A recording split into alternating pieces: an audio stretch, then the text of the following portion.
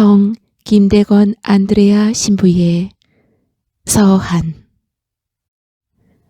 여섯 번째 서한. 예수 마리아 요셉 지극히 공경하올 르그레스와 신부님께 요동에서 1843년 1월 15일. 저는 함께 온 중국인 안내자들을 멀찍이 뒤따라오게 하고 그를 따라가면서 우선 조선에 계신 신부님들의 안부부터 물었습니다. 그 대답을 들어보니 신부님들은 종교의 이유로 살해되었고 200여 명의 신자도 사형되었는데 그들 중 대다수가 지도급 인사였다고 합니다. 저희 형제 최양업 토마스의 부모도 살해되었는데 부친 최경환 프란치스코는 곤장으로 모친 이성례 마리아는 칼을 받아 순교의 화관을 받았다고 합니다. 제 부모 역시 많은 고난을 겪고 부친 김재준 이냐시오는 참수되셨고 모친 고 우르술라는 의탁할 곳 없는 비천한 몸으로 신자들의 집 이곳저곳을 떠돌아다니신다고 합니다.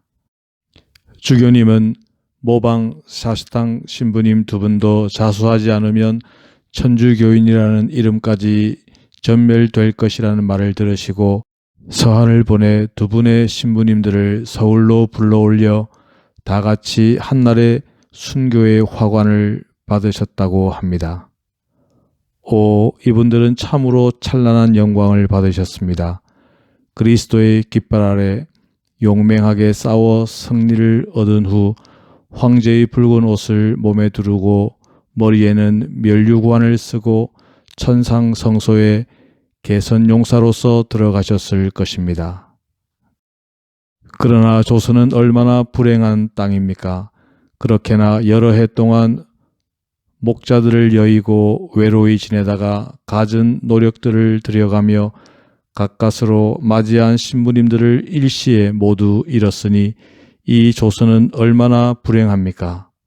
적어도 한 분만이라도 남겨두었더라면 좋았을 것을 모두 다 삼켜버렸으니 조선은 참으로 안타깝고 괘씸합니다. 요새는 박해가 멎어서 신자들은 조금 안정을 누리고는 있지만 신부님들이 계시지 않아 마치 목자 없는 양떼처럼 탄식하며 방황하고 있답니다. 근년에 신앙을 받아들였다가 주요한 배반자가 된 김여상은 사형을 당했다고 합니다. 그의 사형 이유는 그가 흉악한 인간으로서 남들을 공적으로 해친 것 외에 다른 이유는 없는 듯 합니다. 역사를 보아도 이따위 인물은 사형을 받고 매도당하게 마련입니다. 여덟 번째 서한. 예수 마리아 요셉 리브와 신부님께 소팔 가사에서 1844년 5월 17일. 지극히 공경하올 신부님, 조선에 있는 신자들은 지금 평화를 누리고 있으나 목자들이 계시지 않아 암흑 속에서 신음하고 있다고 합니다. 박해자인 대비는 아직 생존해 있고 왕은 정신병에 걸려 때때로 정신착란을 일으킨다는 소문이 퍼져 있습니다. 지금 계획으로는 만일 하느님께서 허락하신다면 어떤 신자 가족을 의주로 이사하게 하여 조선에 입국할 사람이 조금 더 쉽게 드나들 수 있게 해볼까 합니다. 우리는 하느님의 자비심에 의지하여 모든 것을 하느님의 섭리에 맡기고 날마다 입국할 날을 고대하고 있습니다. 지금은 지극히 공경하올 페레올 주교님과 함께 몽골에 체류하고 있습니다. 2월 5일에 저는 공경하올 주교님의 사명을 받들어 북방을 통한 조선 입국의 길을 탐색하고자 약 2달 동안 큰 장애 없이 모든 여정을 답사하고 돌아왔습니다. 존경하올 스승님, 만일 가능하시다면 성경책과 영신 수련을 위한 매일 묵상책, 그리고 보목, 상본, 특히 성모님의 무염십태 상본과 십자고상과 묵주, 그리고 깃털 펜을 깎는 칼도 함께 보내주시기를 청합니다. 공경하올 스승님께 지극히 겸손하고 부당한 아들 김의 김 안드레아가 올립니다. 9번째 서한. 베레올 주교에게 보낸 김 안드레아 부제의 서한. 몽골 소팔 가사에서 1844년 12월 15일. 우리가 조선 국경에 도달하였을 때 시장이 열리기까지는 아직도 8일이 흘러야 했습니다. 시간이 지루해 보였습니다. 한시라도 빨리 약속된 신호로 조선 교우들을 알아보고 그들과 대면하고 싶었지만 기다리는 수밖에 없었습니다. 저는 혼자서 슬프다. 이 백성들은 아직 외국인을 귀찮게 여기고 무서워하며 나라에서 내쫓아야 할 원수로밖에 여기지 않는 아주 비참한 야만 상태에 있구나 라는 생각을 해보았습니다. 그리고 저로서는 사람이 이 세상에서는 영원한 거처가 없고 며칠 동안에 나그네에 지나지 않는다는 사실을 깊이 깨달았습니다. 저 자신이 중국에서 묵인된 것은 사람들이 저를 중국인으로 여겼기 때문이고 저는 조국의 땅을 외국인의 자격으로 잠시만 밟아볼 수 있었을 뿐입니다. 인류 대가족의 공동의 아버지인 성부께서 당신의 외아들 예수님을 통해 모든 사람에게 전하신 그 사랑 안에 모든 자녀를 품으실 날이 언제나 올까요? 10번째 서한. 외방 종교의 대표 리보아 신부님께 서울 한양에서 1845년 3월 27일. 지극히 공경하올 신부님, 신부님이 이미 아시는 바와 같이 작년에 지극히 존경하올 페레올 주교님을 모시고 몽골에서 출발하여 변문까지 아무 일 없이 무사히 도착하였습니다. 거기에는 조선에서 온 신자들이 이미 도착해 있었습니다. 그들은 주교님께 담당 선교제인 조선에 입국하는 데는 여러 가지 난관이 많다고 말하였습니다.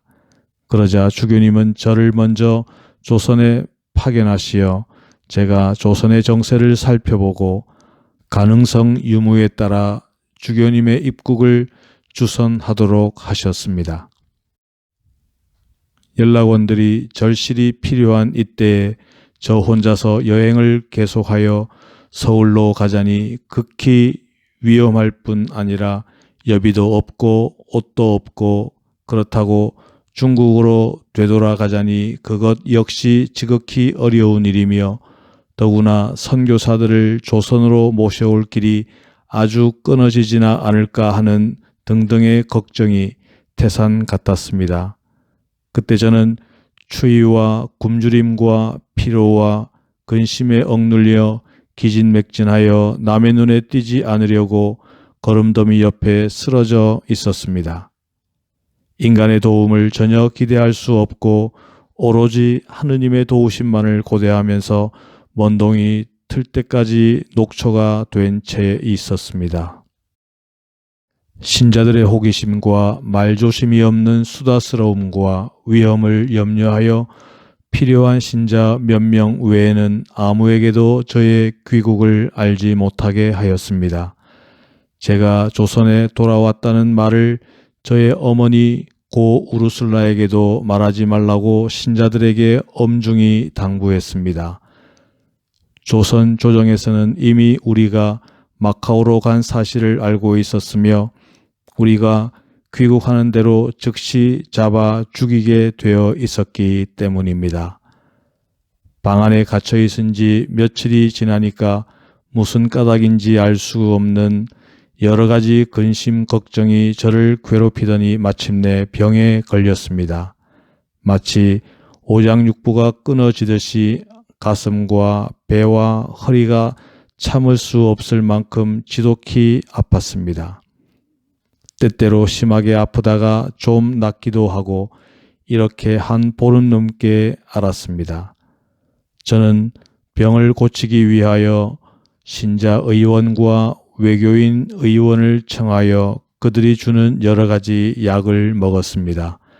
지금은 병은 다 나았으나 몸이 허약하여 글씨를 쓸 수도 없고 다른 것을 원하는 대로 행할 수도 없습니다. 한 20일 전부터는 눈병까지 생겨서 고통을 받고 있습니다. 이렇게 가련한 처지의 허약한 몸인데도 하느님의 도우심과 자비에 의지하여 페레올 주교님과 선교사 신부님들을 영접할 준비를 진행하고 있습니다. 11번째 서한. 하느님의 보다 더 큰 영광을 위하여. 외방정교회 대표 리보아 신부님께 서울에서 1845년 4월 6일.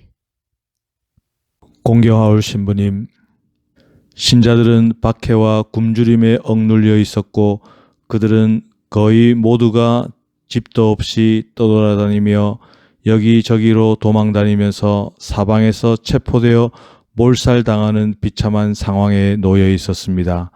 그래서 외교인들과 포졸들까지도 신자들을 동정할 정도였습니다. 신부님들은 모두 신자들을 위해서 계셨고 또 신자들은 전부는 아니지만 거의 모두가 신부님들을 위해서 있었습니다. 신부님들은 신자들의 영혼과 육신의 구원을 열성적으로 돌보셨습니다. 또 신자들은 신부님들을 보호하려고 힘껏 애썼습니다. 신자들은 가능한 한 신부님들을 숨겨두려 하였고 신부님들을 위해서 목숨을 내놓을 각오까지 하였습니다.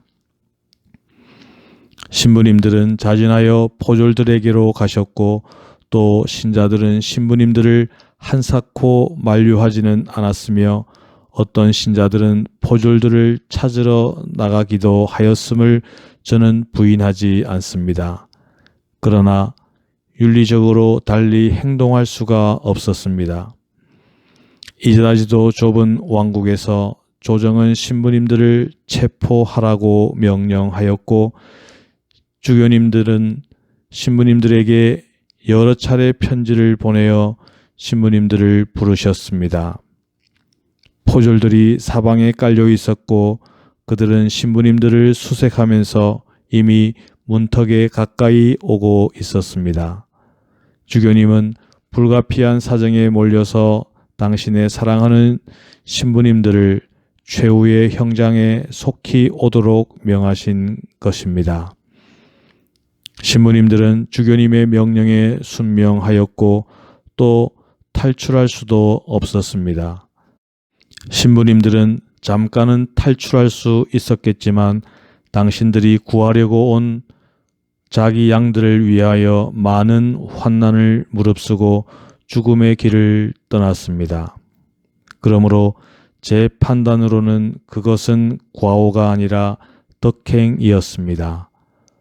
마찬가지로 신자들은 신부님들의 명령에 순종하여 포졸들을 찾으러 갔습니다. 신부님들이 그리스도의 모범을 따랐음을 보십시오. 그리스도는 당신의 제자인 유다에 의해서 넘겨졌고 신부님들은 그들의 제자인 신자에 의하여 넘겨졌습니다. 그리스도는 당신 아버지께 순종하시어 죽음을 향해 가셨고 신부님들은 주교님께 순종하시어 죽으러 가셨습니다. 그리스도는 최후의 만찬을 끝내고 떠나가셨고 신부님들은 최후의 만찬으로 미사 성제를 봉헌하고 떠나가셨습니다. 그리스도는 당신 양들을 위하여 자의로 자신을 죽음에 내 맡기셨습니다.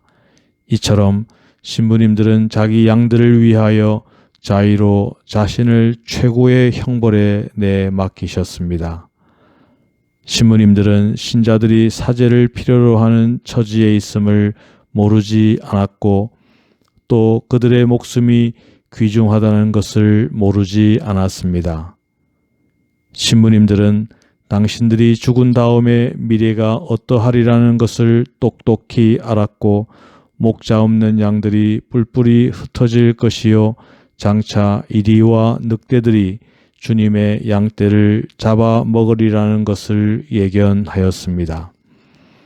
신부님들은 죽음의 길로 떠날 준비를 하였습니다. 신자들이 몰려와 모두가 슬픔에 젖어 목자들을 바라보면서 자기들을 고아로 남겨놓고 죽음의 길로 떠나가지 마시라고 간청했습니다. 신부님들은 어머니와 같은 애정으로 성경 말씀을 들려주면서 그들을 위로하였고 자기들은 웃 어른의 명령으로 죽음의 길로 간다고 타일렀습니다. 신자들은 신부님들을 만류할 수 없게 되자 적어도 자기들도 신부님들을 따라갈 수 있게 해달라고 눈물로 애원하였으나 그리하도록 허락되지 않았습니다. 마침내 신부님들은 미사 성제를 봉헌한 다음 길을 떠나려고 일어나시어 마지막으로 자기 양들에게 작별의 인사를 하였습니다. 신자들은 눈물을 흘리면서 이제는 더는 목자들을 뵐 수 없게 되었음을 통곡하였습니다. 신부님들이 떠나자 신자들은 눈물을 흘리며 탄식하였고 비록 몸은 함께 가지 못할지라도 마음은 신부님들과 결합되어 있었습니다. 하염없이 눈물을 흘리면서 장차 닥쳐올 사태를 기다리며 자기 집으로 돌아갔습니다. 포졸들은 신부님들을 보자 관례를 벗어나 부드럽게 대하였고 아주 예의 바르게 대우했습니다. 관장들도 많은 동정을 베풀었습니다. 여행하는 동안 아주 잘 대우하였고 감시하지 않고 내버려 두었으며 어디를 가든지 허락하였습니다. 밤에도 포졸들이 신부님들을 매우 신임하여 마음 놓고 편안히 주무실 수 있도록 물러갔습니다. 그들은 필요한 것을 모두 제공하였고 말에 태워 조심스럽게 끌고 갔습니다. 서울에 끌려온 신부님들은 존경하올 주교님을 뵙고 나서 모두가 같은 의금구 감옥에 투옥되었습니다. 그들은 고문을 많이 받았지만 하느님의 은총으로 용감히 참아 견뎌냈고 지극히 가혹한 고문을 받으면서도 주 그리스도를 용감히 증언하였습니다. 그들은 조국으로 돌아가라는 명령을 받았으나 이를 받아들이지 않았습니다. 그들은 하느님을 저버리라는 경고를 받았지만 이에 놀라 큰 소리로 하느님을 증언하였고 다른 신자들을 신고하라는 강요를 당하였으나 이를 무시하였습니다. 그래서 또다시 참을 수 없는 가혹한 고문을 당하였습니다. 그들은 모든 형벌을 극복하고 사형을 선고받아 1839년 9월 21일 거룩한 피를 흘려 순교함으로써 하늘나라로 개선하였습니다. 거기서 그들은 영원히 다스릴 것입니다. 신부님들이 죽임을 당한 후에도 신자들은 2년 동안 더 박해로 시달렸습니다. 마지막 박해가 4년 이상 계속되었습니다. 그동안 신자들은 비참과 가난에 쪼들리고 이루 형언할 수 없이 비참하게 되었으며 박해뿐 아니라 무수한 재앙을 당했습니다. 4년 전부터 좀 멈추고 있지만 아직은 평온한 상태가 아닙니다. 오늘날은 신자들이 실제로 박해를 당하고 있지 않고 또 신자들을 살해하려고 수색하는 적극적 박해는 없지만 신자들이 예전보다도 더 비참한 생활을 하고 있습니다. 왜냐하면 포졸들은 신자들의 집이라는 혐의가 잡히기만 하면 즉시 그 집을 점거해 버리기 때문입니다. 그뿐 아니라 신자들은 모진 박해를 당한 끝에 맥이 빠지고 열성이 식어 대다수가 냉담교우가 되었는데 예전과 같은 열성과 상태로 돌아올 희망이 전혀 보이지 않았습니다. 그러나 오늘날에는 전진하기 시작하고 있습니다. 신자들은 점차 열성이 오르고 그 수도 날로 늘어나고 있습니다. 배교자들은 참회하고 하느님께로 돌아오고 있습니다. 외교인들에게 아무도 설교한 사람이 없지만 많은 사람이 그들의 오류를 버리고 가톨릭 종교를 받아들이고 있습니다. 천주교 신자가 되려고 하는 외교인들이 많이 있으나 신자들은 박해가 무서워서 자진하여 그들에게 종교를 전하려는 엄두를 감히 내지 못하고 있습니다.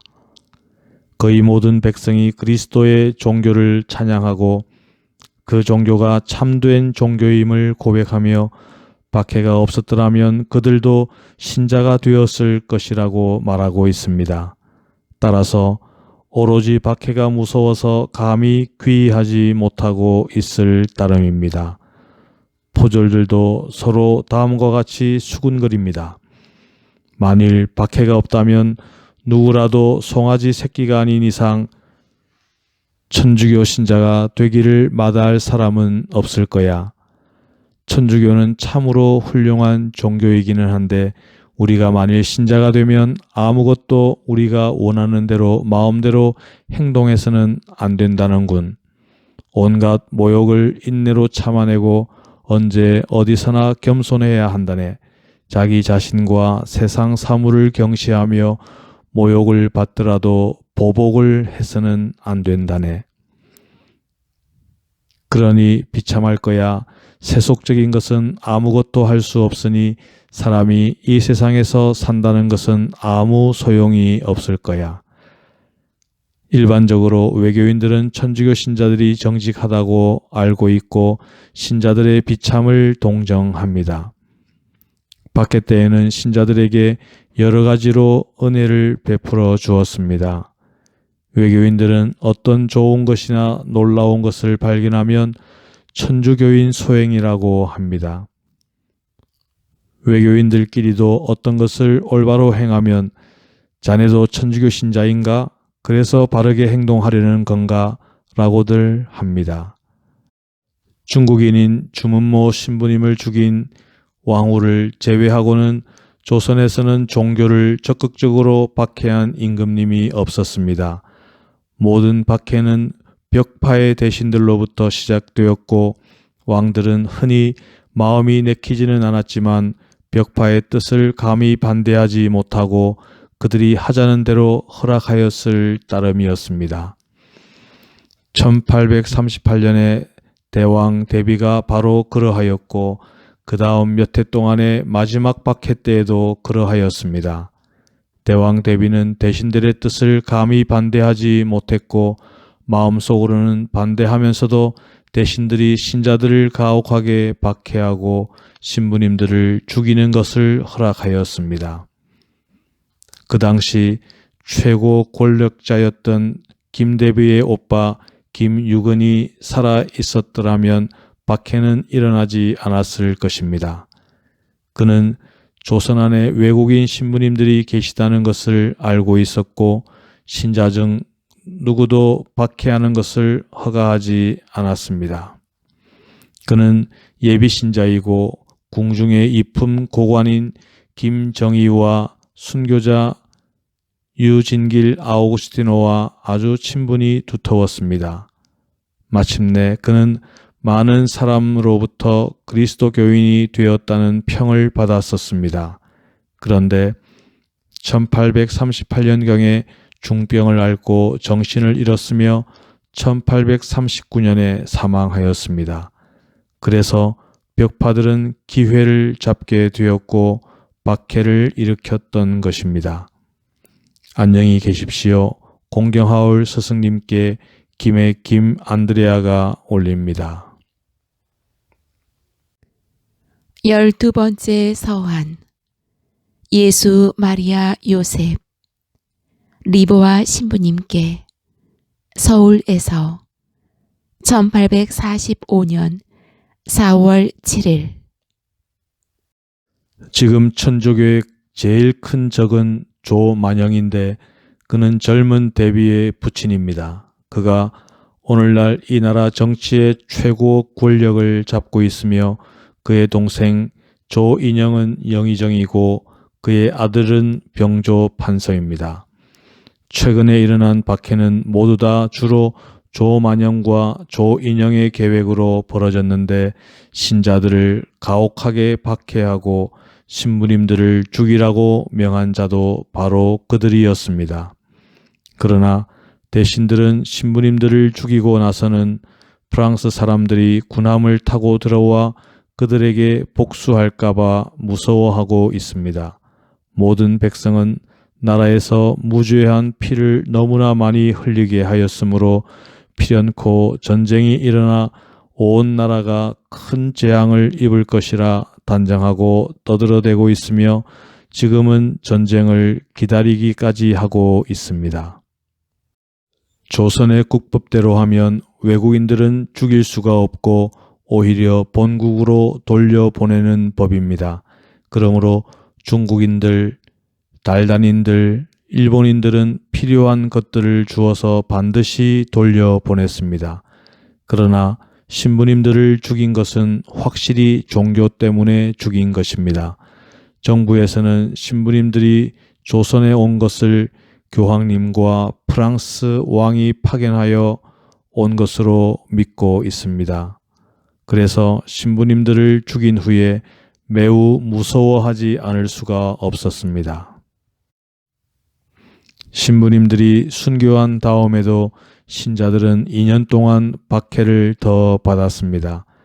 지금은 4년 전부터 안온한 상태에 있는데 신자들의 기운을 회복시키고 외교인들을 입교시키며 모두를 완성해 줄 선교사 신부님들을 하루빨리 조선에 모시기를 모두가 원하고 있습니다. 지금은 신자 수가 나날이 증가하고 있으며 신자 수는 신부님들이 순교한 후 오늘까지 줄어들지 않을 뿐 아니라 도리어 증가하여 최소한 1만 명은 될 듯 합니다. 외교인들은 우리 종교의 진리를 깨닫고 하느님께로 귀화하는 사람이 매우 많으며 그 중에는 몇 마디 권고를 듣고서 즉시 입교하는 사람도 많습니다. 예전부터 우리 종교의 진리를 들어보고자 하는 사람이 적지 않았으니 지금 누가 용감히 나서서 그들에게 정교만 하면 종교를 수용할 사람이 무수히 많을 것입니다. 우리 교회를 박해하는 대신들인 조만영과 조인영은 아직 살아있어서 대단한 권세를 부리고 있습니다. 배반자 김 여상은 귀양살이 하면서 아직 첩과 함께 살고 있다고 하는데 그 역시 많은 혹형을 당했다고 합니다. 특히 포졸들과 관장들은 그를 미워하여 있는 힘을 다하여 그를 매질하면서 이놈아 너는 유다보다 더 악한 놈이야. 유다는 세상을 구원하기 위하여 죽으러 오신 예수님을 배반하였다가 하거니와 이놈아 너는 살려고 조선에 온 신부님들을 배반하여 죽였으니 너는 인간이 아니야 라고 엄히 꾸짖었다고 합니다. 저는 아직 눈병이 낫지 않았고 그동안 중병에 걸려 몹시 앓았으나 요사이는 회복되어 허약한 머리를 진정시킬 수 있게 되었습니다. 제가 할 일은 태산같이 많으나 몸은 허약하기 짝이 없습니다. 마음은 간절하지만 한 일은 미미합니다. 현재를 위해서나 장래를 위해서나 이곳 형편을 위해서 북방의 길을 열어놓는 일이나 강남으로 출발할 일을 생각하면 제가 준비해야 할 것은 산더미처럼 많지만 병으로 허약해진 몸이 일하는 것을 허락하지 않습니다. 병중에 무능해진 저는 다만 이렇게 주저앉아 있을 뿐입니다. 주님의 이름은 찬미 받으소서. 저는 지금 14세 된 학생 2명을 가르치고 있으며 또 다른 아이 2명을 지명해 두었으나 아직 저에게로 오는 것을 허락하지는 않았습니다. 비록 제가 병중에 있으나 가능한 대로 강남으로 가는 길을 준비하고 있으며 머지않아 출발할 예정입니다. 그뿐 아니라 신자들은 올해 메스트르 신부님과 최양업 토마스를 영접하기 위하여 북방으로 출발할 것입니다. 안녕히 계십시오. 공경하올 사부님께 가장 순명하는 불초 김해 김안드레아가 올립니다. 16번째 서한 리브화 신부님께 상해에서 1845년 7월 23일 지극히 공경하올 신부님, 저는 모든 준비를 끝낸 후 11명의 교우와 함께 배에 올랐습니다. 그들 중에서 4명만이 사공이었고 나머지는 바다를 본 적이 없는 사람들이었습니다. 교우들은 바다를 보고 아주 놀라 어디로 가는 것이냐고 서로 물었습니다. 그러나 저에게는 어디로 가느냐고 감히 묻지를 못하였습니다. 왜냐하면 제가 하는 일에 누구든 질문하는 것을 금지했기 때문입니다. 우리 배는 바다에 나간 적이 없는 작은 배였는데 비바람이 거세지자 배가 파도 때문에 몹시 흔들리고 무섭게 이리저리로 내던져져서 침몰할 지경에 이르렀습니다. 그래서 저는 본선으로 끌고 오던 종선을 끊어버리라고 명령하였습니다. 그래도 위험이 계속되었으므로 결국 우리는 2 돛대를 다 베어버리고 식량까지 바다에 던져버려야 했습니다. 그러자 배는 짐의 부담이 조금 덜어지기는 하였으나 거대한 파도 가운데서 비바람이 부는 대로 사방으로 내던져졌습니다.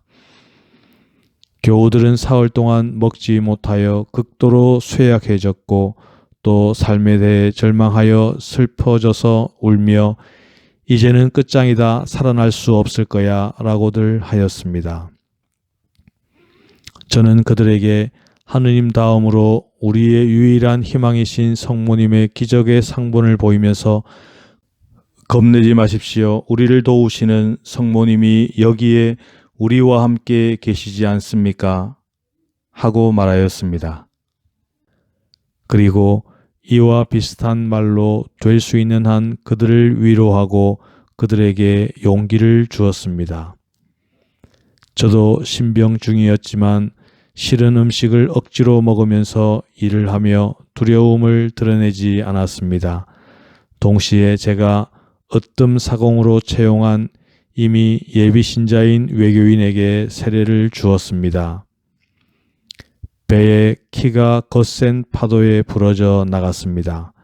그러자 배가 바람과 파도의 충격으로 대양으로 밀려 나갔습니다. 그래서 돛들을 묶어 바다에 던지고 단단히 붙잡고 있었습니다. 그러나 줄들이 끊어지면서 돛들이 떠내려 갔습니다. 이어 나무 토막들을 함께 멍성에 묶어 파도를 향해 던졌는데 다시 떠내려가고 말았습니다. 이제 우리는 모든 인간적인 도움을 잊고 오직 하느님과 복되신 동정 마리아께 기대를 걸고 잠을 자기 시작하였습니다. 잠에서 깨어나 보니 비도 그치고 바람도 약해져 있었습니다. 하루가 지나자 우리는 기운을 회복하기 시작했습니다. 그래서 사람들에게 음식을 들고 주님 안에서 희망을 갖자고 하였습니다. 원기를 회복한 후 우리는 항해를 계속할 준비를 하였습니다. 그러나 돛대도 돛도 키도 종손도 없었으므로 어떻게 해야 할지 몰랐습니다. 지극히 영화로우신 우리 동정 성모님께 굳게 의지하고 배에 남아있던 나무들을 다 거둔 다음 돛대들과 키를 만들었습니다. 역풍이었으나 닷새가량 항해한 뒤 우리는 강남 땅 해안에 도착하였고 산도 보였습니다.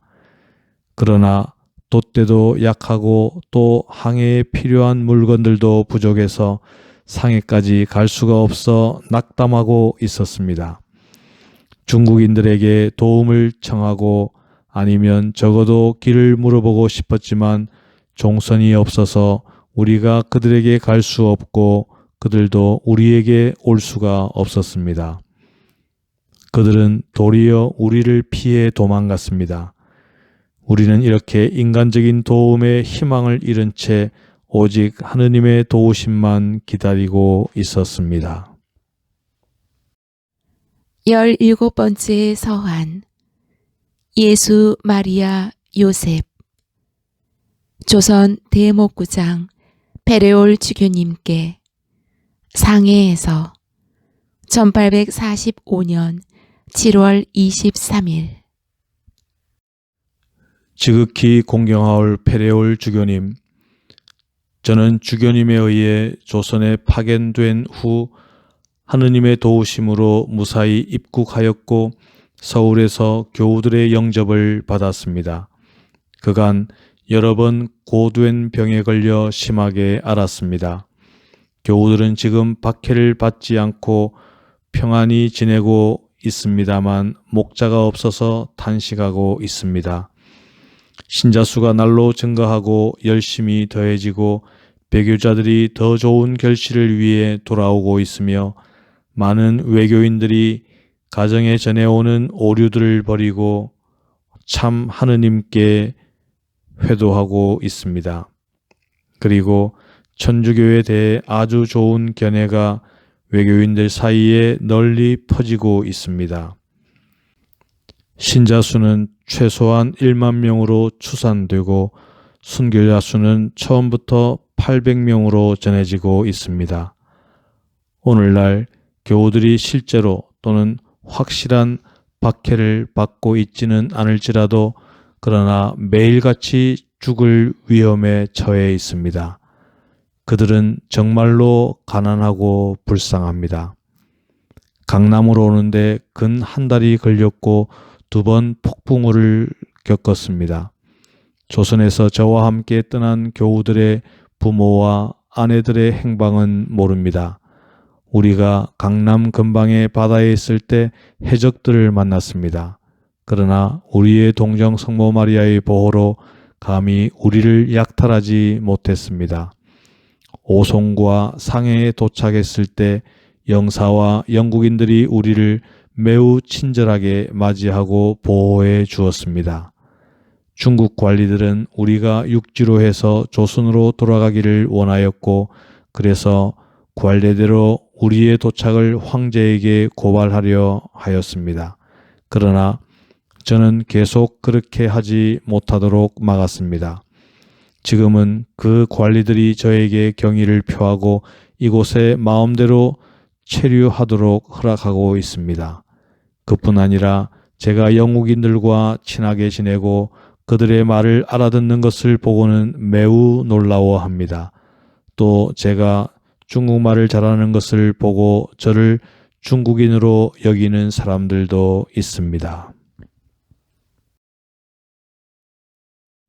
18번째 서한.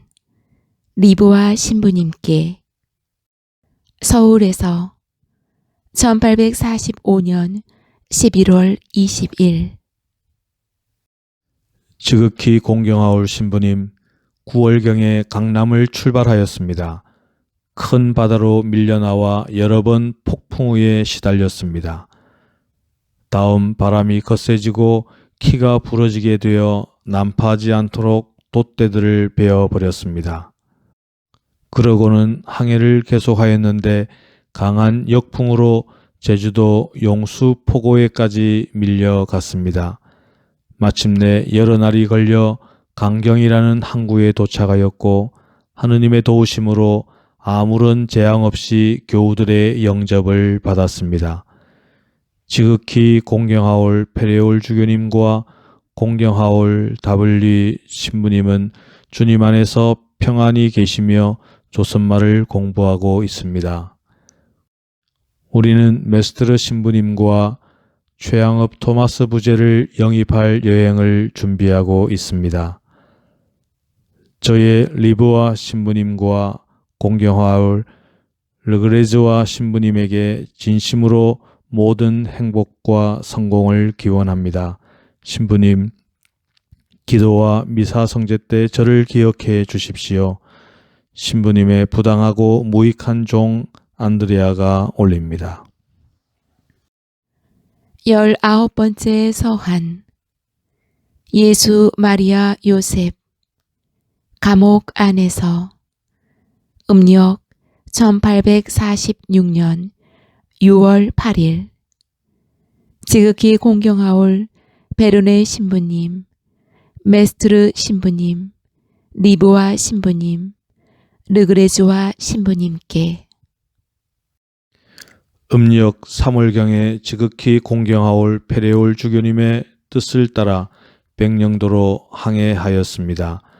거기에 중국 어선들이 와 있었고 그 어선들을 통해 신부님들에게 보내는 여러 편지를 보냈습니다. 그것들은 그 후 조선 포졸들에게 압수되었습니다. 그 편지들은 라틴어와 한문으로 쓰여 있었습니다. 돌아오면서 4명의 교우들과 함께 체포되었습니다. 우리를 포송줄로 함께 묶고 수도로 이송하였습니다. 가는 도중에 읍내들을 지나며 밤을 지냈습니다. 모든 무리들이 우리를 구경하기 위해 달려들 왔습니다. 저는 마치 외국인처럼 체포되었습니다. 서울에는 여러 신자들이 잡혀 있었습니다. 곧 현성문 가롤로도 포교지를 위해 봉사하던 5 여교우들과 함께 체포되었습니다. 지금은 포졸들이 교우들을 특히 공경하올 페레올 주교님의 복사인 E.J. 토마스를 체포하기 위해 사방에 파견되었습니다. 주교님과 신부님이 잡힐까 봐 두렵습니다. 그렇게 되면 큰 박해가 될 것입니다. 저는 편지들 때문에 많은 문초를 받았습니다. 함께 갇혀 있는 교우들에게 저는 고해성사로 힘을 북돋우고 있고 또 2 예비 교우에게 세례를 주었습니다. 여기에 우리는 10명이 있습니다. 다른 감옥에는 아마 7, 8명이 갇혀 있을 것입니다. 저는 재판관들에게 프랑스의 강하고 그 관대함에 관하여 많은 이야기를 하였습니다. 믿는 것 같았으나 프랑스 신부님들을 죽인 후에도 프랑스인들로부터 아무런 해를 입지 않았다고 말하고 있습니다. 프랑스인들 때문에 저를 죽이기를 좀 두려워하지만 위에서 말한 이유로 다시 두려워하지 않고 있습니다. 지금은 하느님의 안배가 없으면 조선 교우들에게 선교사들을 영입하고 보호할 대책과 방법이 없을 것입니다. 만일 프랑스 영사가 중국 황제에게 신부들을 죽이는 데 대한 잘못을 설득시키고 또 황제가 조선 왕에게 프랑스인들을 그렇게 쉽게 깔보고 죽이지 말도록 그리고 신자들에게 자유를 주도록 명하게끔 황제에게 편지를 보낸다면 대단히 좋을 것입니다. 만일 중국 황제가 조선 왕에게 명한다면 조선 왕은 따를 것입니다. 후에 교우들이 선교사들을 영입하러 가지 못하게 될지라도 신부님들이 영국배로 오도록 도와주시기 바랍니다. 이만 줄입니다. 공경하올 신부님들께 마지막으로 인사드립니다. 지극히 공경하올 베르네 주교님 안녕히 계십시오. 지극히 공경하올 메스트르 신부님 안녕히 계십시오. 지극히 공경하올 리브와 신부님 안녕히 계십시오. 지극히 공경하올 르그레즈와 신부님 안녕히 계십시오. 미국의 천당에서 영원하신 성부대전에서 다시 만나 뵙기를 바랍니다. 저를 대신하여 다른 모든 신부님들께도 인사드려 주십시오. 지극히 사랑하는 나의 형제 토마스 잘 있게 천당에서 다시 만나세. 나의 어머니 우르술라를 특별히 돌보아 주도록 부탁하네. 저는 그리스도의 힘을 믿습니다. 그분의 이름 때문에 묶였기 때문입니다. 하느님께서 형벌을 끝까지 이겨낼 힘을 저에게 주실 것을 기대합니다. 하느님, 우리를 불쌍히 여기소서, 우리를 불쌍히 여기소서, 우리의 환난을 굽어 보소서. 주께서 만일 우리의 죄악을 살피신다면 주여 누가 감히 당할 수 있으리까? 지극히 공경하올 신부님들 안녕히 계십시오. 무익하고 부당한 종 그리스도를 위하여 묶인 조선의 교황 파견 선교사 김안드레아 올림. 20번째 서한. 지극히 공경하올 베레올 주교님께 감옥 안에서 1846년 8월 26일. 포졸들은 밤에 기녀들 여럿을 데리고 와서는 격분하여 제게 달려들었습니다. 그들은 제 머리털을 잡아 한 움큼 뽑아내고 저를 줄로 묶고 발로 차고 주먹으로 때리고 매질하였습니다. 포졸들이 제 옷을 벗기고 저를 묶고 저를 다시 때리고 비웃고 조롱하며 관장 앞으로 끌고 갔습니다. 그곳에는 아주 많은 사람들이 모여 있었습니다. 관장이 당신이 천주교인이요? 하고 물었습니다. 저는 그렇소 하고 대답하였습니다. 왜 왕명을 거슬러 그 종교를 믿는 거요? 그 교를 버리시오. 나는 그 교가 참되기 때문에 믿는 것이요. 그 교는 천주를 공경하도록 나를 가르치고 나를 영원한 행복으로 인도해 주오. 배교하기를 거부하오. 저는 신문을 받았습니다. 관장이 배교하지 않으면 곤장으로 쳐 죽이게 하겠소 하고 말했습니다. 좋을 대로 하시오. 그러나 나는 절대로 내 천주를 배신하지 않을 것입니다. 내 교회 진리를 듣고 싶으면 들어보시오. 내가 공경하는 천주는 천지신인 만물의 소물주이시고 상선벌악을 하시는 분이요. 그러므로 사람이라면 누구도 그에게 공경을 드려야 하오. 관장님, 천주님의 사랑을 위해 고문을 받게 해주신다면 감사하오. 그리고 내 천주께서 당신을 더 높은 벼슬에 오르게 하여 그 은혜를 갚아주시기를 기원하오. 이 말에 관장은 모인 사람들과 함께 웃어댔습니다. 곧이어 8자 길이의 칼을 가지고 저에게 왔습니다. 저는 즉시 그것을 들어 직접 제 목에 썼습니다. 좌중 곳곳에서 웃음이 터져 나왔습니다. 이미 배교한 두 사공과 함께 저를 옥에 가두었습니다.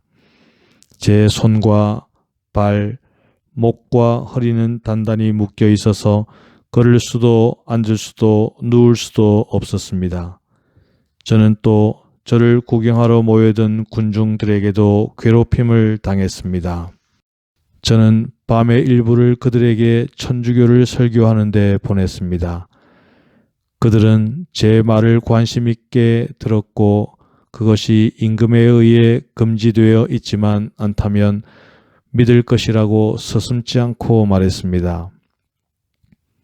포졸들은 제 보따리에서 중국의 물건들을 발견하였으므로 저를 그 나라 사람으로 믿었습니다. 이튿날 관장이 저를 자기 앞에 출두시키고 저더러 중국인이냐고 물었습니다. 저는 아니요, 조선 사람이요 하고 대답하였습니다.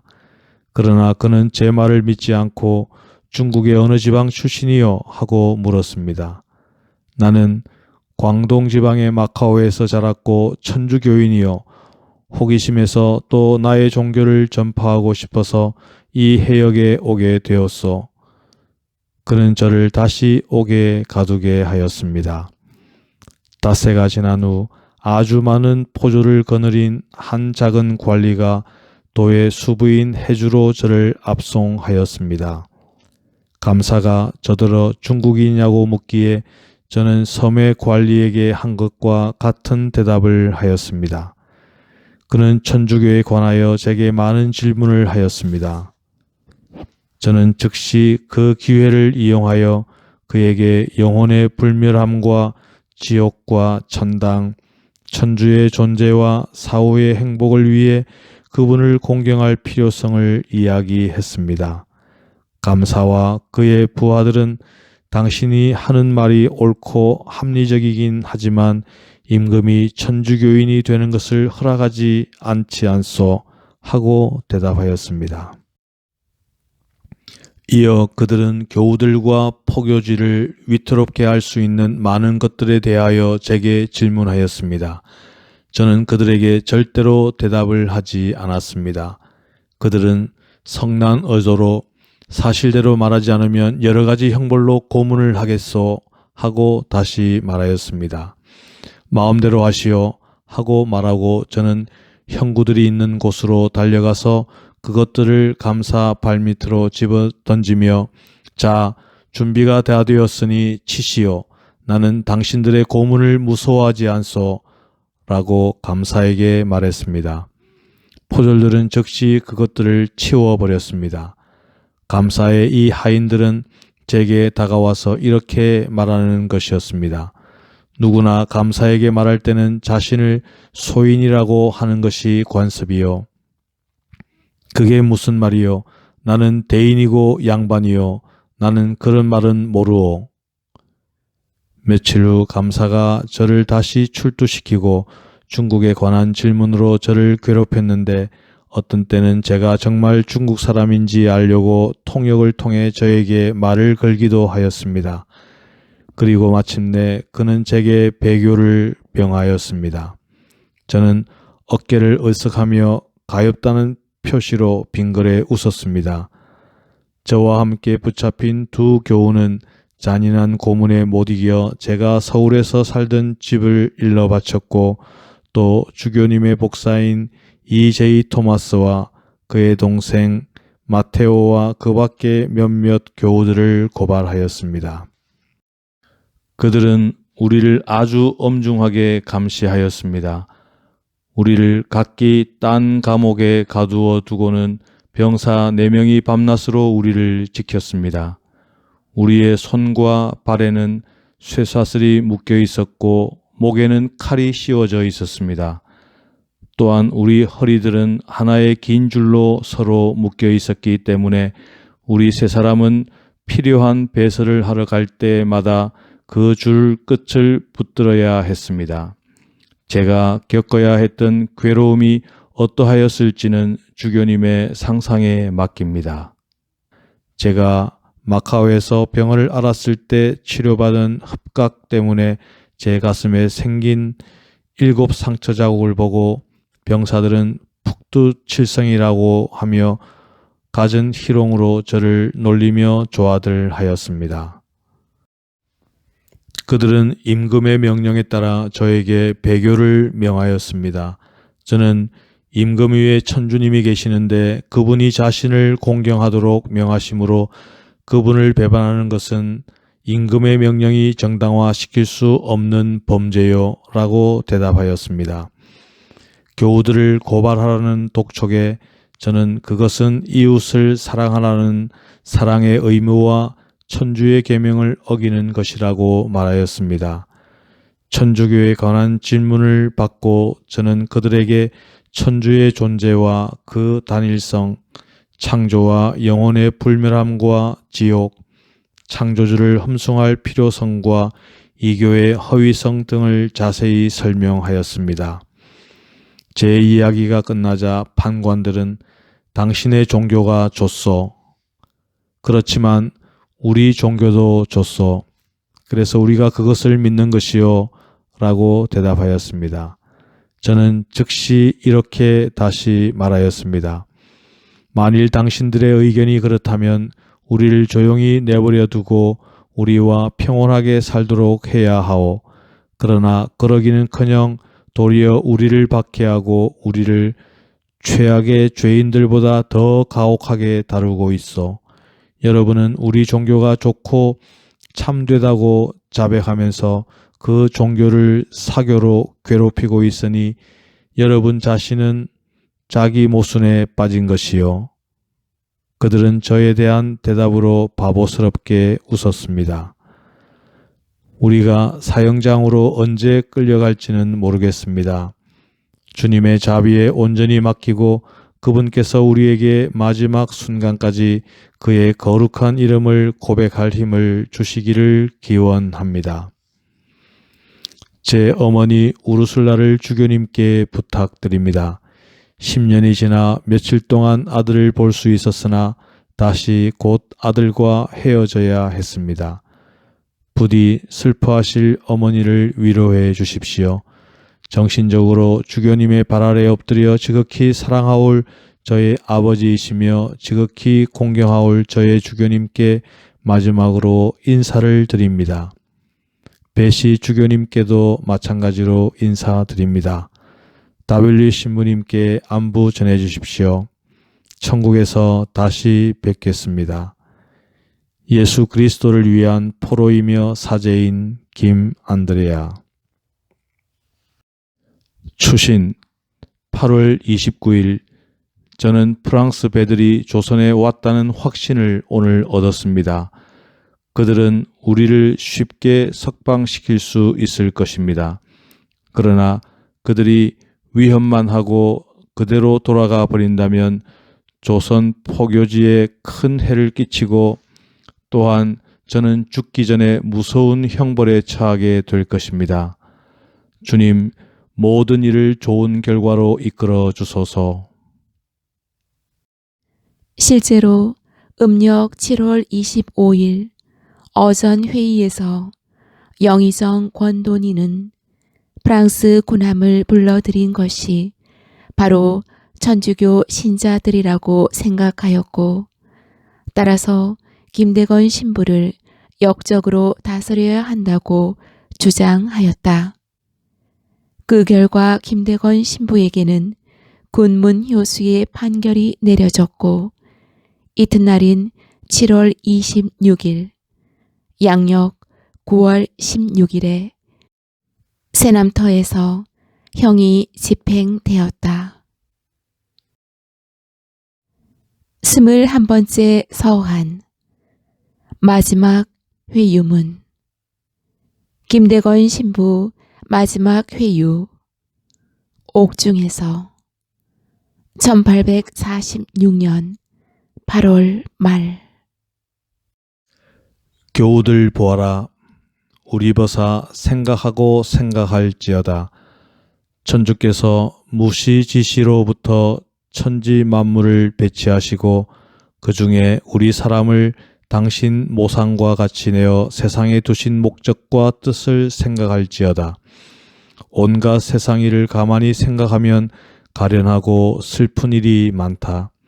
이 같은 험하고 가련한 세상에 한번 나서 우리를 대신 임자를 알지 못하면 태어난 보람이 없고 살아도 쓸데가 없다.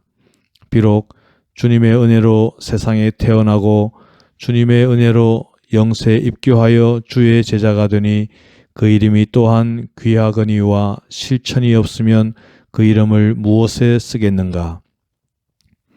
세상에 태어나 입교한 효험이 없을 뿐 아니라 도리어 주를 배반하고 그 은혜를 배반하니 주님의 은혜만 입고서 오히려 주님께 죄를 짓는다면 아니 태어남만 못하다.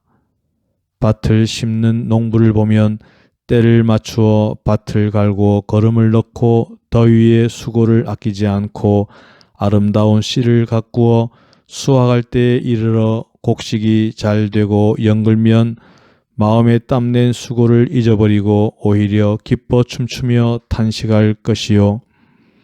곡식이 익지 않고 밭 거둘 때 빈 대와 껍질만 있으면 주인이 땀낸 수고를 생각하고 오히려 그 밭에 거름내고 들인 수고로서 그 밭을 박대할 것이다.